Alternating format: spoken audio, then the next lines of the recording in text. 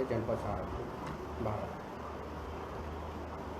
स्वस्थ समाज और स्वस्थ भारत की मुहिम को ध्यान में रखते हुए कुछ आयुर्वेद विशेषज्ञों द्वारा जन समूह को स्वास्थ्य लाभ देने के उद्देश्य से इस तरह की मुहिम स्वागत योग्य है।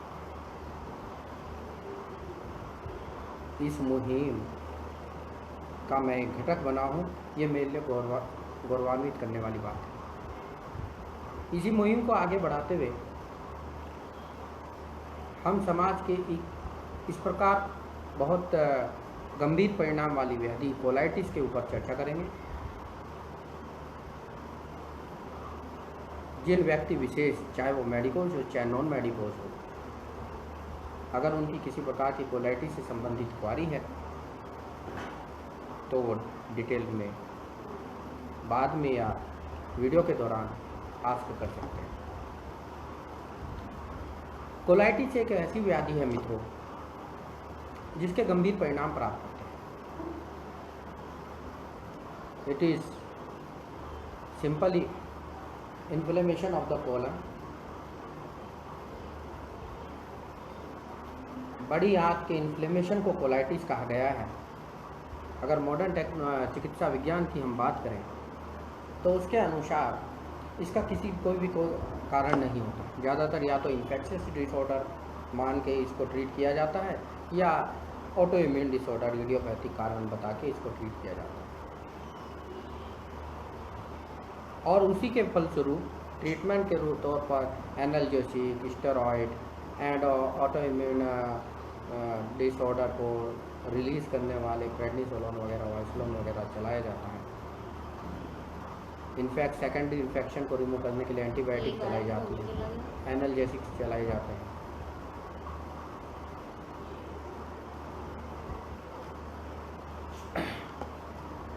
लेकिन अच्छे रिजल्ट प्राप्त नहीं होते।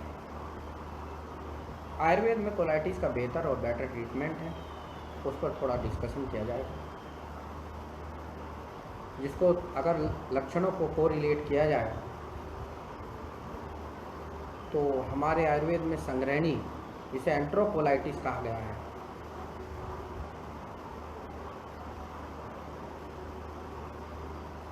से इसको मैच किया जा सकता है।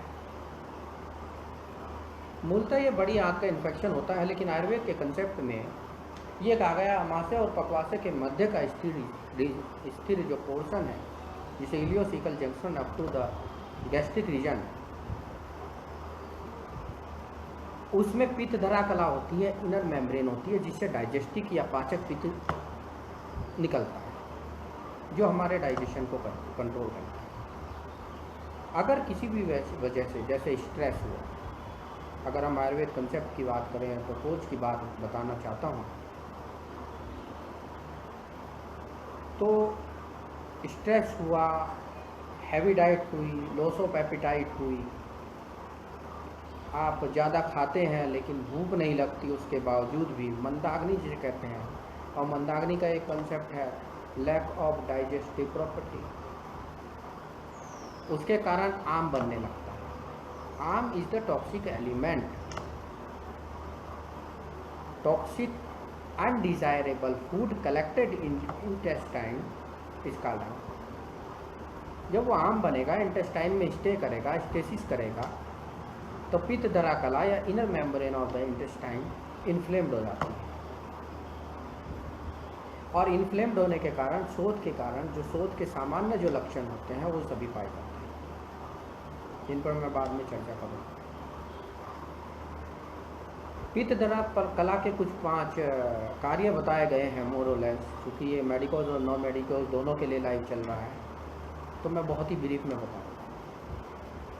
ग्रहण करना उसकी मजबूरी है कि भोजन को ग्रहण करती है। उसके बाद धारण करना, इन्फ्लेम्ड जो है वो म्यूकोसा उसको धारण करेगी, आम को धारण करेगी, तो आम की प्रॉपर्टीज़ के कारण उसमें इन्फ्लेमेशन और बढ़ती है। जब इन्फ्लेमेशन और बढ़ेगी तो पेट में दर्द वगैरह की शिकायत, फीवर की शिकायत, ये पेशेंट बताता है।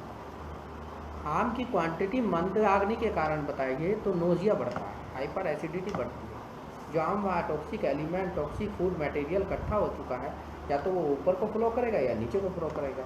ऊपर को फ्लो करेगा तो वो नोजिया कहलाएगा, और अगर नीचे को उसका फ्लो मूवमेंट होता है स्वाभाविक रूप से, तो पेशेंट को डायरिया आ सकता है। स्थिति ये होती है कि फीडबैक धारण करने पर बॉडी जो है इस तरह अपने आप को फीडबैक करती है कि इस आम को, this is the foreign particle, foreign material, so we have to remove it. जब हम उसको रिमूव करते हैं तो धारण वाली कैपेसिटी जो है इंटेस्टाइन की वो ख़त्म हो जाती है ना, वहाँ पाचन हुआ धारण के बाद, क्योंकि इन्फ्लेम्ड म्यूकोसा से कभी भी अच्छे डाइजेस्टिव जूस नहीं निकलते, और मंदाग्नि के कारण, अग्नि कम होने के कारण कैटाबॉलिज्म रिएक्शंस कम होती है। जब कैटाबॉलिज्म, अग्नि मीन्स कैटाबॉलिज्म, जब कैटाबॉलिज्म प्रॉपर्टी कम होगी तो जो हम proteinous diet, carbohydrate diet, fatty acid diet, whatever you are going to eat is not going to be digested due to lack of अग्नि। और जब अग्नि के कारण डाइजेस्ट नहीं हुआ और आम बन गया, आम उसको धारण करना उसकी मजबूरी हो गया, ग्रहण करना मजबूरी हो गया, तो धारण और ग्रहण करने के बाद उसका पाचन नहीं होता। जब उसका पाचन नहीं होता तो शोषण की जो प्रॉपर्टी है पित्त धरा कला की, एब्जॉर्प्टिव जो प्रॉपर्टी है, वो मिनरल को, विटामिन को, जिसको हम आयुर्वेद की भाषा में कहें तो रस को, जो भी हम खाते हैं उसका एक रस बनता है, वो रस एब्जॉर्ब नहीं होता। स्थिति ये हो जाती है कि आपने जो खाया वो एज इट इज पास हो रहा है इंटेस्टाइन में।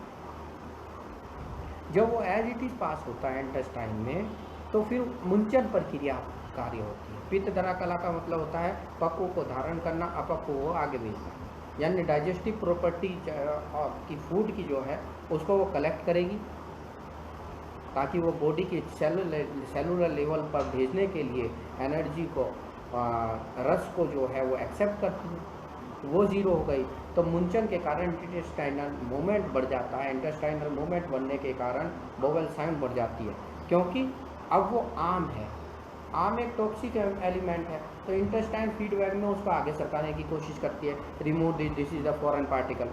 जब वो उसको आगे रिमूव करती है तो स्थिति होती है, जो हम खाते हैं वो जिस अवस्था में होता है, अगर वो सेमी सॉलिड होगा तो सेमी सॉलिड के रूप में आप शरीर से बाहर निकल जाएगा, और अगर वो लिक्विड डाइट में होगा तो वो लिक्विड डाइट में निकल जाएगा, क्योंकि डाइजेशन उसका हुआ नहीं। इसको कहते हैं गैस्ट्रोकोलिक रिफ्लक्स, जो समान वायु का वैगुण्य है।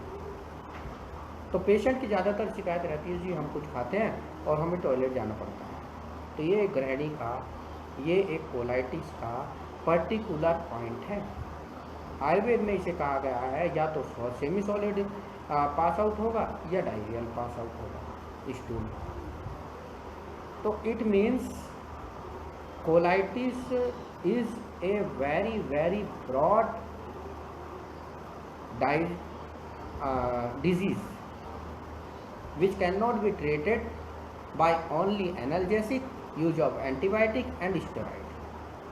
अगर मैं अपनी निजी राय बताऊं तो you have to avoid these 3 drug schedule.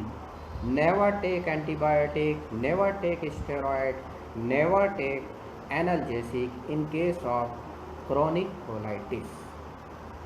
सिद्धांत डिफर कर सकते हैं, क्योंकि मैं आयुर्वेद विशेषज्ञ हूँ तो मैं आयुर्वेद की बात करूँगा। मॉडर्न चिकित्सक, उनके कंसेप्ट अलग होते हैं तो उनकी बात करेंगे। लेकिन जहाँ तक मेरी प्रैक्टिकल नॉलेज है, मैं स्ट्रिक्टली कह सकता हूँ इन 3 चीज़ों को रिमूव करें अपने लाइन ऑफ ट्रीटमेंट से। जो व्यक्ति विशेष यहाँ पे नॉन मेडिकोज बैठे हैं, थोड़ा सा ब्रीफ आइडिया एक देना चाहता हूँ, उसके बाद ट्रीटमेंट वाले पोर्शन पर आऊँगा। ज़रा ध्यान दीजिएगा, अगर किसी को दूर से ना दिख रहा हो, ये हमारी कोलन होती है, जहाँ मेरा पेन चल रहा है, और कोलन थोड़ा दूर होगा। हल्का सा ब्रीफ आइडिया लीजिए, अगर इनमें कहीं इन्फ्लेमेशन होता है तो उसको कोलाइटिस कहा जाता है, और ज़्यादा इन्फ्लेम होने के बाद इस कोलन में अल्सर पैदा हो जाता है, और अल्सर पैदा होने के कारण ब्लीडिंग हो जाती है। व्यक्ति को लैट्रिन के साथ है, वो म्यूकस मेम्ब्रेन से जो म्यूकस निकलता है उसके साथ मिक्स हो सकता है, और अगर उसके साथ मिक्स नहीं होता तो फ्रेश ब्लड भी आ सकता है, कभी प्रेशर से पहले कभी प्रेशर के बाद। पेन इन एब्डोमेन, क्योंकि हाथ में इन्फ्लेम हो जाती है, आम है या टॉक्सिक मटेरियल के कारण इनके और बढ़ जाते हैं कि अनकंट्रोलेबल हो जाए। चूँकि लॉन्ग स्टैंडिंग में अल्सर बन चुके हैं इन्फ्लेम्ड के बाद, इन्फ्लेम्ड म्यूकोसा जो इनर लाइनिंग ऑफ द वो है वो अल्सर्ड हो चुकी है, तो ब्लड के कारण सेकेंडरी इन्फेक्शन हो जाता है, उसके कारण फीवर आ जाता है। ब्लड लॉस होता है तो एनीमिया होता है, और एनीमिया के कारण स्थिति इतनी गंभीर होती है कि हीमोग्लोबिन लेवल बहुत जीरो हो जाता है, स्ट्रेंथ जीरो हो जाता है।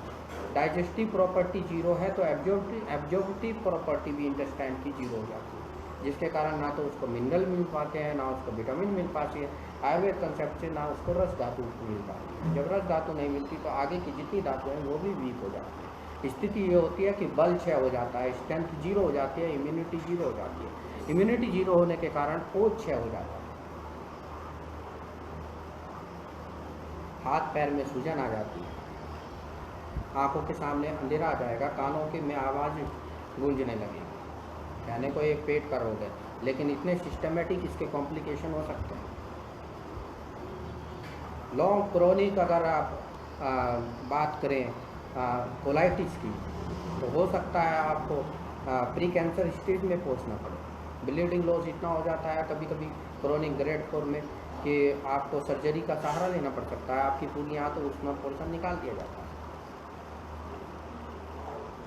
एलोपैथ का मैंने बता दिया आपको, मॉडर्न कंसेप्ट जो है वो एनाल्जेसिक स्टेरॉयड एंटीबायोटिक पर बेस चलता है, मैं उसके पक्ष में नहीं हूँ, क्योंकि आंतों की स्थिति बड़ी ही गंभीर हो जाती है। ये एक ब्रीफ आइडिया था आयुर्वेद में जिसे मंदाग्नि कहा गया। Lack of catabolism activities, catabolism property zero हो जाती है। Whatever we are going to eat, either it is protein, fatty acid, carbohydrate, anything, it is not going to be digested in case of संग्रहणी ग्रहणी Ayurveda concept colitis. तो we have to treat agni first. Treatment पर मैं 10 minute का break लूँगा, सिर्फ 10 second का, ताकि आप मेंटली प्रिपेयर हो जाएं। मैं treatment Ayurveda concept of treatment जो इसका है उसको डिस्कस करूँगा 10 सेकंड बाद।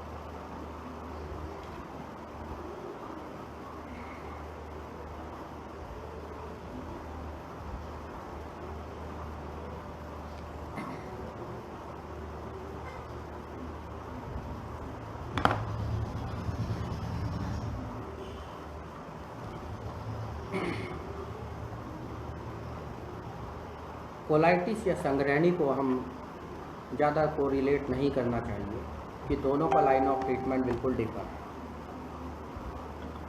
डिफ़र होने का मतलब ये है वो इन्फ्लेमेशन की ट्रीटमेंट करते हैं, हम इन्फ्लेमेशन का ट्रीटमेंट नहीं करते। यू हैव टू ट्रीट अग्नि, मंदाग्नि को पहले ट्रीट कीजिए। आप में डाइजेस्टिव प्रॉपर्टी जो जीरो हो चुकी है उसको प्रॉपर कीजिए। पित्त दरा कला का मॉर्फोलॉजी जो डिस्टर्ब हो चुकी है उसको करिए। इसके लिए कुछ इंटेस्टाइन को स्मूथ करने के लिए सूदिंग इफेक्ट लाना जरूरी है, और सूदिंग इफेक्ट के लिए ये ज़रूरी है कि आप नॉन स्पाइसी, मैं पॉइंट वाइज बहुत ब्रीफ में बताऊंगा आपको, तो आप अगर समझ पाए तो ठीक है, नहीं तो वीडियो को बाद में देख लीजिएगा या मेरे को कॉल कीजिएगा, डॉक्टर साकेत कुमार सहारनपुर से, मैं आपकी समस्याओं के लिए समाधान करूँगा। नंबर 1, इंटेस्टाइन पर ओवरलोडिंग ना करिए। किसी भी प्रकार की भोजन जो आप अतिरिक्त ले रहे हो स्वाद के कारण ना लीजिए। दूसरा डाइट को थोड़ा थोड़ा पूरे दिन में कई बार लीजिए। तीसरा, गर्म जल की पानी का सेवन कीजिए, क्योंकि गर्म जल हमेशा आपकी कैटाबॉलिज्म एक्टिविटीज़ को बढ़ाता है, एंटीसेप्टिक होता है, सेकेंडरी इन्फेक्शन को रिमूव करेगा, और इन्फ्लेमेटरी जो इंटेस्टाइन हो चुकी है शोथ के कारण, सूजन के कारण, उसको कम करता है। तो गर्म जल ये सतत पीना है, आपको लगातार पीना है। जब भी आप जल का सेवन करें, गर्म जल का ही सेवन करें। प्रातःकाल 2.5 से 3 गिलास नींबू पानी पीजिए। नींबू जो है, नींबू पानी एक किलरिंग एजेंट है, तो इन्फ्लेमेशन या आम के कारण जो भी वहाँ पे डिस्टर्ब मॉर्फोलॉजी हुई है, जो भी वहाँ पे मल या आम चिपका हुआ है वो रिमूव होगा, तो इट इज़ ए किलरिंग एजेंट। दूसरा, इंटेस्टाइन के लिए जो भी बेहतर आहार हो सकते हैं, जैसे खीरा, बेल का जूस, बेल का शरबत, इस तरह की तरबूज जिनमें हाइड्रेशन प्रॉपर्टी ज़्यादा होती है, उनका सेवन कीजिए। वो आपकी इंटेस्टाइन के लिए बेहतर है, सूदिंग इफेक्ट के लिए बेहतर है। तीसरा पॉइंट, आप रेगुलर, आपको कॉन्स्टिपेशन नहीं रहना चाहिए। You have to rule out constipation problem from your life. अगर आपको कॉन्स्टिपेशन रहता है तो कलेक्टेड आम आपको और ज़्यादा परेशान करेगा, आपकी इन्फ्लेम्ड कॉलन कभी भी सही नहीं हो सकती। चौथा पॉइंट, हमेशा मट्ठे का सेवन ज़्यादा कीजिए। मट्ठा आपकी कॉलन के लिए बहुत अच्छा है। मट्ठे को सामान्य अवस्था में ना लेके 1 चम्मच घी में आप काला जीरा या सामान्य जीरा भूनकर फ्राई कर सकते हैं और उसमें 1 गिलास मट्ठा कीजिए। आहार के साथ सेवन करना बड़ा ज़रूरी है। अदरक क्रश करके सलाद के तौर पर थोड़ा सा सेंधा नमक छिड़क के उसका आप सेवन खाने के साथ कीजिए, इससे बेहतर परिणाम प्राप्त होंगे। ये सब चीज़ें सूदिंग इफेक्ट के लिए मैंने बताई है, इनका मोर और लेस ट्रीटमेंट से नहीं, प्रिवेंटिव मेजर से ताल्लुक है। दूसरा, इसके अलावा जो मिनरल डेफिशिएंसी है, विटामिन डेफिशिएंसी है, वो आपको दूर करनी है। इसके लिए बहुत योग आते हैं जिनका मैं नाम यहाँ नहीं लूँगा, लेकिन एकल औषधि के रूप में जैसे गंधक हुआ, पारद हुआ, ताम्र हुआ, लोह हुआ और अभ्रक हुआ, कुटज एक ड्रग ऑफ चॉइस इसे कहा गया है। इसके अरिष्ट भी आते हैं, इसकी घनवटी भी आती है, इसका सतत सेवन कीजिए। ब्लीडिंग रोकने के लिए जितने भी आपको ट्रीटमेंट दिए जाते हैं, शीत वीर्य वाली जो चिकित्सा होती है वो आप कर सकते हैं। पेठे का सेवन लगातार करिए तो उससे आपको लाभ होगा। दवाइयों के तौर पर मैंने आपको बता दिया, जो चीज़ें मैंने बताई है उन्हीं से निर्मित जो योग है, विशेष आयुर्वेद विशेषज्ञ जो हों आपके निकटवर्ती, आप अपनी समस्याओं को उनके समक्ष ले जाएंगे तो निश्चित रूप से वो आपकी समस्याओं को ध्यान में रखते हुए बेहतर से बेहतर इलाज देंगे। फाइबरस डाइट को अपनी लाइफ शेड्यूल में जरूर करिए, क्योंकि जितनी फाइबर आप खाएंगे वो आपकी बॉडी इम्यूनिटी के लिए और इंटेस्टाइन के लिए बेटर होता है। बिना चोकर की रोटी ना खाएं, हमेशा चोकर युक्त रोटी का ही सेवन करें। जितने भी ulcerative colitis, either it is bleeding और ब्लीडलेस, आप चोकर वाली रोटी का ही सेवन करें तो ज़्यादा बेहतर रिजल्ट प्राप्त होंगे। खाने के 1 घंटे पहले पानी ना पिए और 2 घंटे बाद पानी पिए। बीच का जो 3 घंटे का पीरियड है, 1 घंटा पहले और 2 घंटे बाद का, इस दौरान पानी ना पीते, क्योंकि इस दौरान पानी अगर पिएंगे तो मंदाग्नि को आपकी डिस्टर्ब करेगा।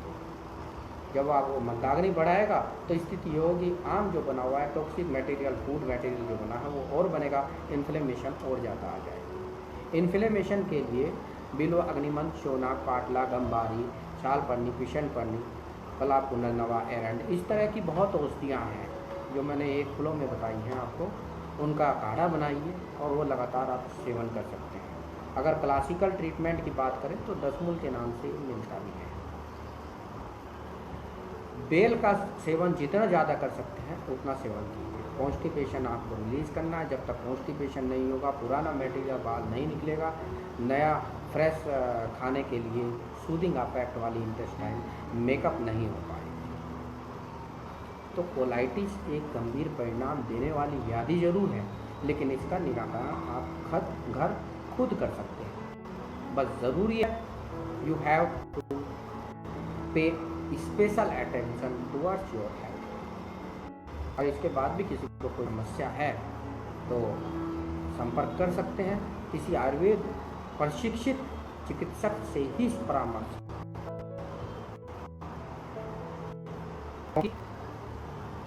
आयुर्वेद के नाम पर पौराणिक समय से ही बहुत कुछ चिकित्सक अपनी चिकित्सा कर रहे हैं। मैं उनके पक्ष में नहीं हूँ। कृपया प्रशिक्षित आयुर्वेद विशेषज्ञ से निकलें और स्वस्थ रहें। स्वस्थ भारत, स्वस्थ समाज की इस मुहिम को चलाते रहिए।